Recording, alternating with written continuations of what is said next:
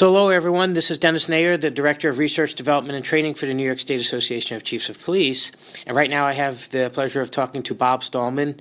He's the Assistant Director for the State Preparedness Center in Oriskany, New York. And today, myself and the Executive Director, Margaret Ryan, had a chance to come here and watch some of the Excelsior Challenge that they have going on. So, Bob, first, thanks for inviting us out here. Great to have you.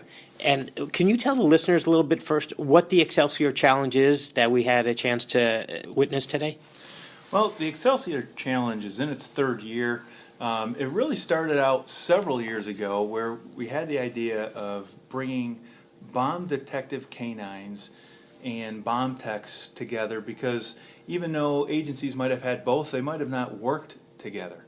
So we started bringing them in and doing some little bit of training. And it was only like a couple days, and it was some classroom training, and it was really the beginnings of this. Then we started to bring in tactical teams because, again, the tactical teams don't work a lot with those other two disciplines. So we brought them together, and it really morphed into what you saw today, which is purely scenario-driven training. We don't bring them in and sit them in front of a classroom and give them a whole bunch of lectures and things like that because these guys are high-speed responders. They're TAC guys, they're canine handlers, and they're bomb techs. They want to practice and hone their skills. So that's what this allows them to do. We have several scenarios set up. And basically you're creating a very high degree of interoperability between different officers from different agencies, which is really how it may turn out in a real-life situation. Yeah, we have agencies from all over the state, and what we've tried to do is pair them up with ones that they most likely will work with. So Rochester is out there, and Monroe County Bomb Squad is out there. So there's a chance that something could happen where they're going to be working together. And it gives them the opportunity to do that, make connections, talk to one another, and for things to happen in the future. Well, it's nice to see that reality-based training is really taking the forefront here because that's where training needs to be, as you all obviously know, because it's being done to such a high degree here. Can you just tell the listeners a little bit about some of the types of trainings that are offered at this facility? Well, what makes our facility special is that we offer training to first responders from all over the state, all types of disciplines. So it's not just the normal police training courses or fire training courses or EMS courses. We offer them all. Everything from basic active shooter response for law enforcement to the next step where now it's the rescue task force is big.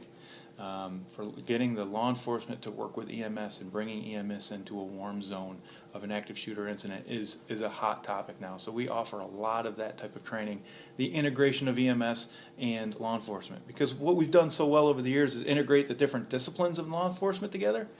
We weren't really getting EMS and fire to work with law enforcement. So that's what we're trying to get now. So that's really the scope of the training we do here. That's the big push. Is that interoperability and everybody working together. And I agree, because if you have a critical incident, there's going to be EMS and there's going to be fire there, so you don't want to start figuring out how to work together when that scene is happening in a chaotic sense. The time to do it is well beforehand. Absolutely. So now if we look at one of the things I learned that you can do here is you can allow agencies the ability to send their tactical teams here if it coordinates with your schedule so that they can just use the facility to do the type of training that they want? Yeah.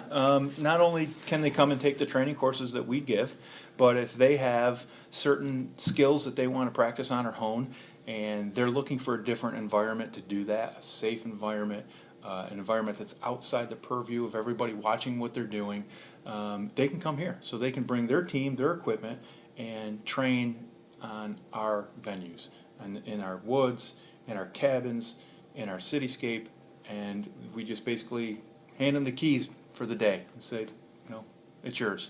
So the cityscape, and I got to see that today, and I know that I used to send my staff there all the time for active shooter and advanced active shooter, and they always spoke very well of it. This is my first opportunity to see it, and I'm thoroughly impressed. Can you just mention a little bit about what the cityscape is and what you use it for? The cityscape, it's easy to talk about that because that's the best thing we have here. That's our crown jewel. It's basically a hangar that we built to contain a city block. It's 44,000 square feet of any town USA city block. We have an indoor cityscape with a bar, motel, apartments, an energy complex, a courthouse. We have a mall, we have a school. And then we also have an outside street that also has an entrance to a bank and a restaurant and a drugstore. So the nice part about that is because the weather in Oriskany isn't always that nice, especially in January and February. So when it's really nasty and cold outside, you can train inside just if it was a beautiful, June day and do your training and not have to worry about limiting what you can do. And looking at it, the model itself, it looks as if you're on an actual city street with actual businesses, and I think that's really key for setting the tone for a scenario-based training that's going to replicate what the officer is going to respond to.